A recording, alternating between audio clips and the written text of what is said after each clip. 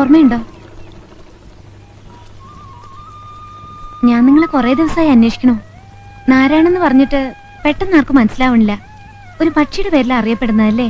അത് ചില തന്തയില്ലാത്തവന്മാരെ സൂക്കടാ. എന്നെ നേരിട്ട് വന്ന് പറഞ്ഞാൽ ഞാൻ നല്ല പുളിച്ച് പറഞ്ഞു കൊടുത്തേനെ. അയ്യോ, ഞാനിങ്ങനെ വിളിക്കൊന്നുമില്ല. നിങ്ങളില്ലായിരുന്നെങ്കിൽ എന്റെ 10 പവൻ പോയേനെ.